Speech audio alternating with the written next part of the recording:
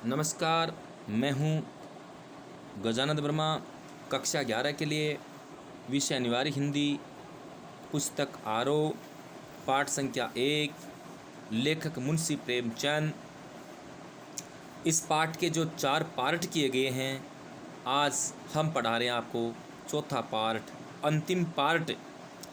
देखिएगा, किसी पाठ में हम पढ़ रहे थे किस प्रकार से बंशीधर ने पंडित अलोपदीन को जो हथकड़ी पहनवा करके जेल में ले गए, वहाँ से न्यायालय में ले गए। न्यायालय के अंदर जो फैसला सुनाया गया, वो फैसला पंडित अलोपदीन के पक्ष में आया, क्योंकि पंडित अलोपदीन उस अगाध वन के सिंह थे। उन्होंने जज, वकील, क्लर्क, पहरेदार, जितने सारे कर्मचारी डिपार्टमेंटों में काम करने वाले थे, सारे उनके तलवे चाटने वाले थे। सारे लोग उनके नीचे काम करने वाले थे। इसीलिए सबको उन्होंने बहुत कुछ दिया और वो केस जीत गए। साथ ही इनकी गवाह देने वाले, बंशीधर जी की गवाह देने वाले लोग इनके साथी थे, वो भी दुखी थे। उन्होंने इनका पक्ष नहीं लिया। बल्कि ये उनके बारे में भला बुरा ही सोचने लगे। उनका पक्ष नहीं लिया, साथ नहीं दिया, और ऐसी स्थिति के अंदर इस अदालत में ये हार गए। मुंह लटका करके जैसे बाहर निकले, इनके साथी लोग भी इनको भला बुरा समझ रहे थे, नमस्ते इनको कर नहीं रहे थे। पंडित अलोपदीन दहाड़ता हुआ बाहर निकला। जैसे घर पहुँचे, इनकी पत्नी ने सीधे मुँह बात नहीं की। इनके पिता समझाने लगे, बेटा, नौकरी में जाने से पहले मैंने आपको बहुत कुछ समझाया था कि बेटा, वेतन तो पूर्णमासी का चांद है, एक दिन लुप्त हो जाता है, घटते घटते लुप्त हो जाता है, किंतु ऊपरी आमदनी बहता हुआ स्रोत है, भगवान देता है, परमात्मा देता है, इससे मुँह मत मोड़ना।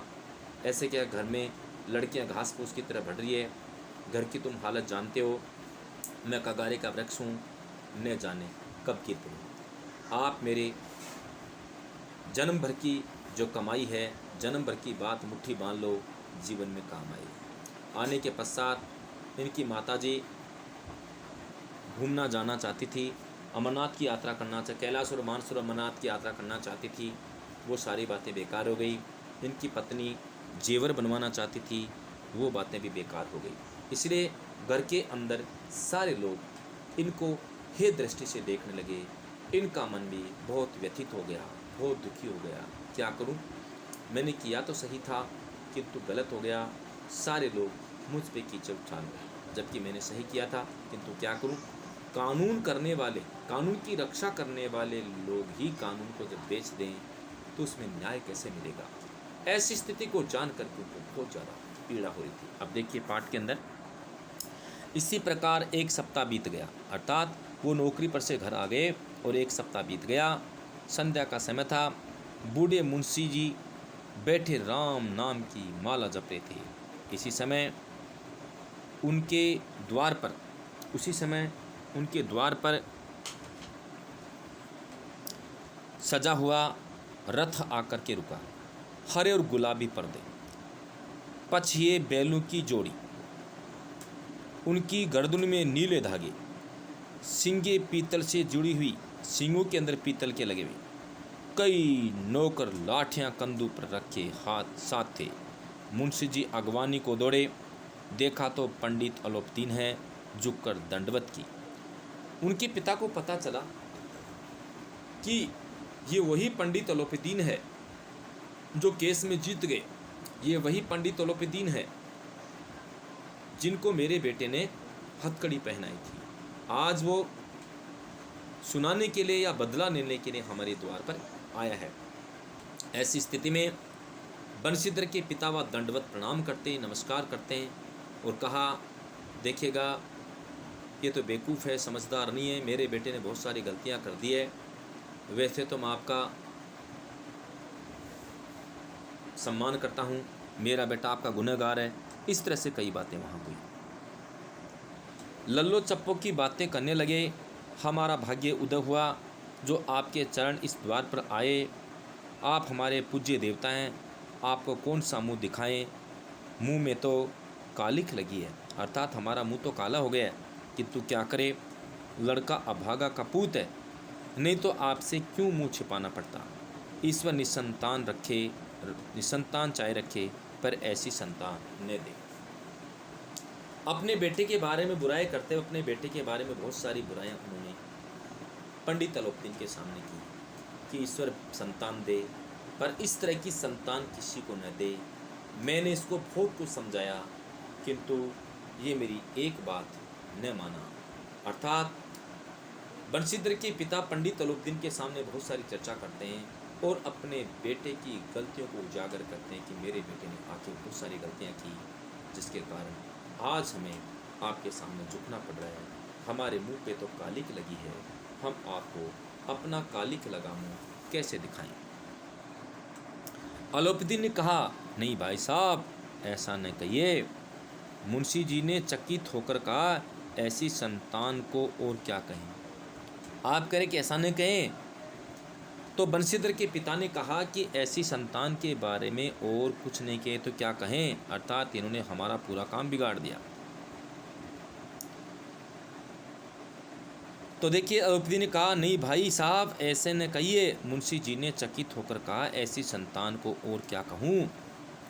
पंडित अलोपदीन ने वात्सल्यपूर्ण स्वर में कहा, कुल तिलक और पुरुष की कीर्ति उज्जवल करने वाले संसार में ऐसे कितने धर्मपरायण मनुष्य हैं जो धर्म पर अपना सब कुछ अर्पण कर सके।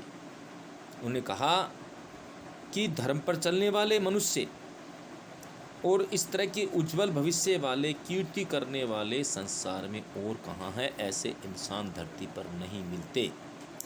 पंडित अलोपदीन ने उनकी सच्चाई, ईमानदारी के सामने ये महसूस किया कि वास्तव में मैंने धन के नीचे, पैसों के नीचे कुचलने की पूरी कोशिश की, किंतु बंशीधर टस से मस नहीं हुआ। ऐसा इंसान संसार में मिलना मुश्किल है, बड़ा ईमानदार इंसान है, ऐसा उन्होंने महसूस किया। पंडित अलोपदीन ने बंशीधर से कहा, दारोगा जी, इसे खुशामद न समझिए। खुशामद करने के लिए मुझे इतना कष्ट उठाने की ज़रूरत न थी। उस रात को आपने अपने अधिकार बल से मुझे अपने हिरासत में लिया था, किंतु आज मैं स्वेच्छा से आपकी हिरासत में हूँ। उस दिन तो हिरासत में आपने ले लिया था, ताकत बल के द्वारा आपने हिरासत में ले लिया था, किंतु आज मैं स्वयं आपकी हिरासत में आ गया हूँ। मैंने हजारों रईस और अमीर देखे, हजारों उच्च पदाधिकारियों से काम पड़ा, किंतु मुझे परास्त किया तो आपने। मुझे को हराने वाला संसार में कोई नहीं था। कितने रईस, कितने ताकतवर, कितने पदाधिकारी मेरे सामने आए, किंतु सब मेरे सामने परास्त हो गए। मुझे परास्त करने वाला कोई भी नहीं था, किंतु आपने मुझे परास्त कर दिया। मैंने सबको अपना और अपने धन का गुलाम बनाकर छोड़ दिया। पैसे के बलबूते पर, धन के बलबूते पर, ऐश्वर्य के बलबूते पर मैंने सबको गुलाम बना रखा है, वो मेरे तलवे चाटते हैं।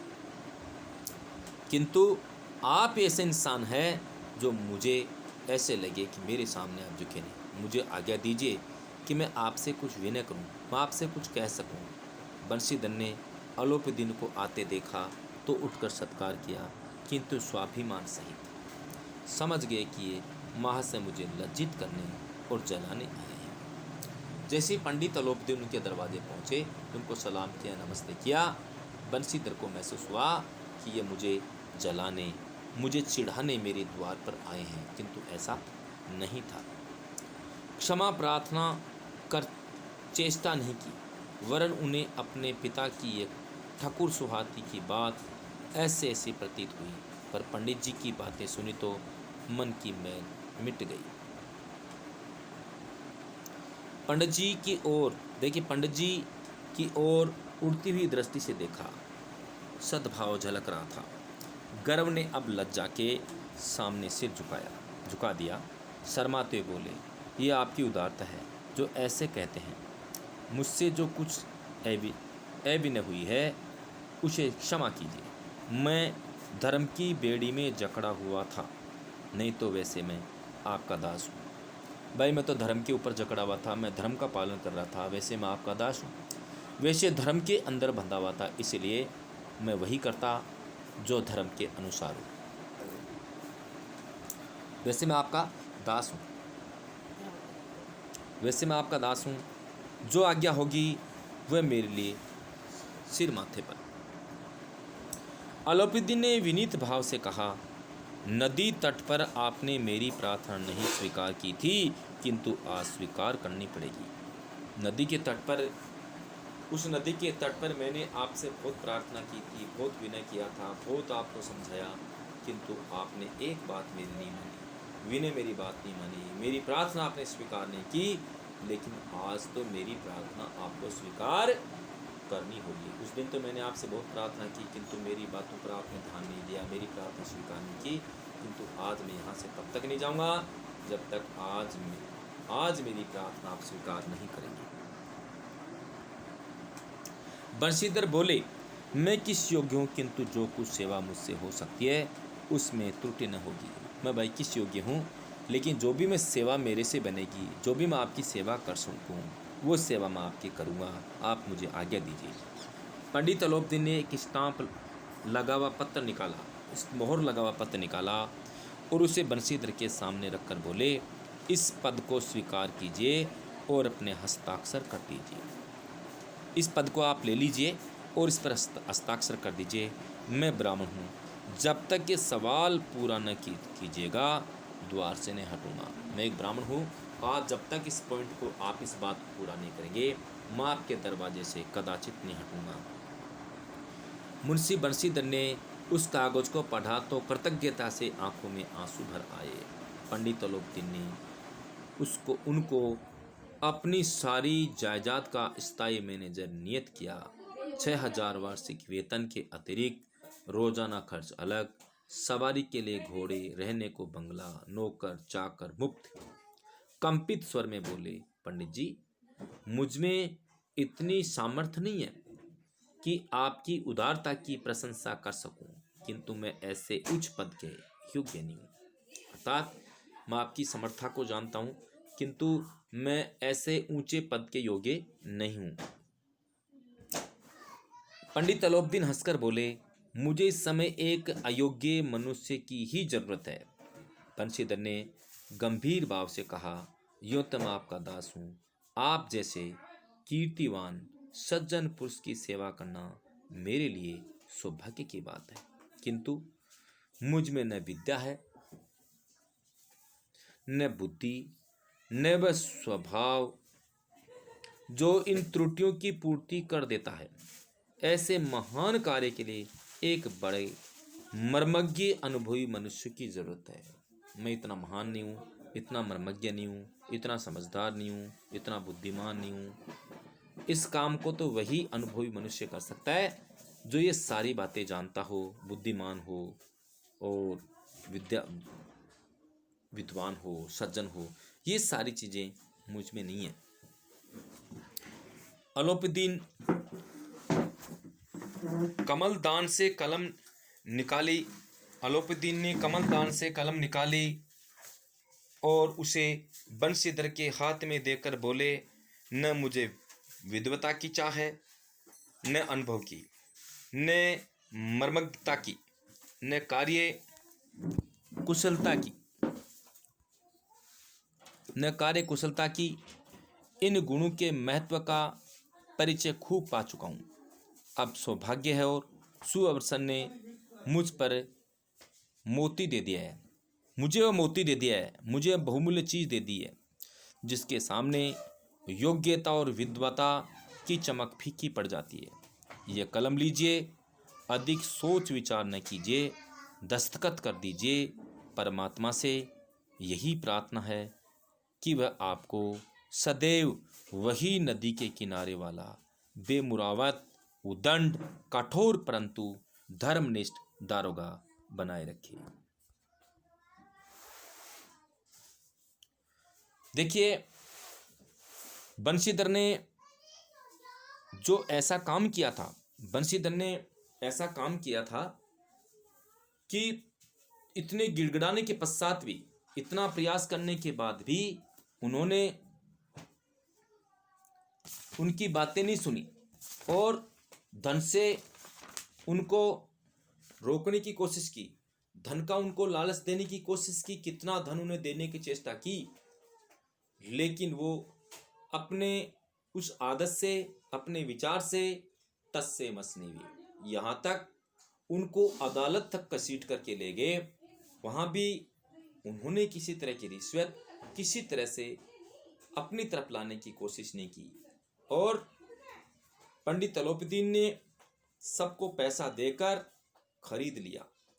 खरीदने के पश्चात उनको महसूस हुआ कि जिस इंसान ने मुझे हथकड़ी पहनाई वो कितना ईमानदार है। इतना धन, क्योंकि 6,000 रुपये इनको वार्षिक जो तनख्वाह देने की बात करता है, उन्होंने तो 40,000 रुपये देने की कोशिश की थी। बहुत उस जमाने के अंदर बहुत ज़्यादा बड़ी राशि थी, बहुत ज़्यादा पैसा था। इतना पैसा था, 7 साल तक लगातार काम करे, 7 साल तक बहुत ज़्यादा पैसा कमा कर भी काम करे, इतना पैसा वो उनको रिश्वत का दे रहा था कि मैं आपको 40,000 रुपये भी देने के लिए तैयार हूँ, किंतु आप मेरे इस इज्जत को रोकिए, मैं सब कुछ देने के लिए तैयार हूँ, किंतु आप मुझे छोड़ दीजिए। तो उन्होंने कहा 40,000 क्या, 40 लाख में भी मैं फैसला नहीं कर सकता। मैं अपने इस कर्म से, अपने काम से टस से मस नहीं हो सकता। वो बातें उनके दिमाग में बैठ गई कि जितने सारे लोग हैं उनको पैसा दे करके, धन दे करके, धन दौलत दे करके मैं खरीद लेता हूँ, पैसा दे करके मैं गुलाम बना लेता हूँ। चपरासी हो, वकील हो, या जज हो, या क्लर्क हो, चौकीदार हो, सब उनके नीचे पानी भरते थे। आज तक उन लोगों ने, अर्थात पंडित अलोपीदीन ने सबको अपनी गिरफ्त में रखा, सब उनकी कठपुतली थे। जैसे पंडित अलोपीदीन उनको नचाते, वे सारे लोग नाचते थे, किंतु आज तक किसी ने पंडित अलोपीदीन को शिकस्त नहीं दी, हराया नहीं। यही व्यक्ति थे जिन्होंने उनको शिकस्त दे दी। रात में सोने के पश्चात उनके मन में कई तरह के विचार आते थे, आखिर वह इंसान इतना कठोर कैसे था यार। बहुत कुछ लालच देने के पश्चात भी वह इंसान टस से मस नहीं हुआ। मन में विचार आया, इस प्रकार के इंसान को अगर मैं मैनेजर बना दूंगा तो बड़ा ईमानदार है, मैं पैसा तो उनको दूंगा, लेकिन मेरे व्यापार में बहुत ज़्यादा वृद्धि हो जाएगी, क्योंकि इनके नीचे काम करने वाले अन्य सारे लोग थे। हो सकता था वे बेईमान थे और वो चोरी छिपे बहुत कुछ गड़बड़ करते थे, नीचे डिपार्टमेंट में काम करने वाले। इस इंसान को मैनेजर बना दूंगा, बड़ा ईमानदारी से काम करेगा और मेरा व्यापार बहुत ज़्यादा बढ़ेगा, क्योंकि यह तो ईमानदारी से सारा काम करेगा, उनका लेना देना जो है बिल्कुल सही रहेगा। तो विचार करके सोचा, उस ईमानदार इंसान को अगर नियुक्त कर दूंगा तो इस ईमानदारी के कारण मेरा व्यापार और बढ़ जाएगा और ऐसा पकड़ने वाला इंसान कभी नहीं मिलेगा। इसलिए मन में विचार किया। वो उनके सामने नतमस्तक होकर के चाहते थे इस पूरे काम को यही संभाले, ये इसको व्यवस्था दे। इसीलिए उनके पास गया। शुरू में तो बंशीधर को ऐसा महसूस हुआ कि मेरे हारने के पश्चात मुझसे बदला लेने के लिए, मुझे जलील करने के लिए, मेरी बेइज्जती करने के लिए यहाँ आए हैं। लेकिन बाद में सच्चाई का पता लगा तो हृदय पिघल गया और मन में विचार आया कि जिस इंसान के बारे में, जिस इंसान को मैंने नीचा दिखाया, वह इंसान कितना दयालु और कितना अच्छा है। उन्होंने मेरे बारे में कितना सोचा है, कितनी व्यवस्था देने के लिए वो तैयार है, कितना पैसा, नौकर जाकर गाड़ी, जितनी सारी व्यवस्था देने के लिए तैयार है, किंतु मैंने इनकी एक बात भी नहीं मानी। ये विचार करके बंशीधर दुखी हो जाते हैं। लेकिन सच्चाई का पता लगा कि मुझे वही किनारे वाला, वही नदी किनारे वाला उद्दंड व्यक्ति चाहिए। किस प्रकार से मेरे बार बार कहने के पश्चात भी मेरी गाड़ियों को आपने रोक लिया, मुझे इसी तरह का इंसान चाहिए। ऐसे दुलमुल फिरने वाले, फालतू घूमने वाले, इस तरह के कमज़ोर इंसान तो मेरे यहाँ बहुत है, मुझे इसी तरह का मजबूत इंसान चाहिए। ये विचार करके वे बंशीधर के पास में आए थे। बंशीधर की आंखें डबडबा आई। हृदय के संकुचित पात्र में इतना एहसान न समा सका। एक बार फिर पंडित जी की ओर भक्ति और श्रद्धा की दृष्टि से देखा और कांपते हाथ से मैनेजर की कागज़ पर हस्ताक्षर कर दिए। शुरू में तो कांप रहे थे, महसूस कर रहे थे कि मैंने किस प्रकार से इनका अपमान किया, इनकी बातें नहीं मानी। और घबराते हुए और परेशान घबरा करके उन्होंने कागज़ पर हस्ताक्षर कर दिए। अलोपीदीन ने प्रफुल्लित होकर उन्हें गले लगा लिया। पंडित अलोपीदीन प्रसन्नचित्त होकर के उन्हें गले लगा लिया, क्योंकि वो यही चाहते थे कि मेरी इस मैनेजरी का पद यही संभाले।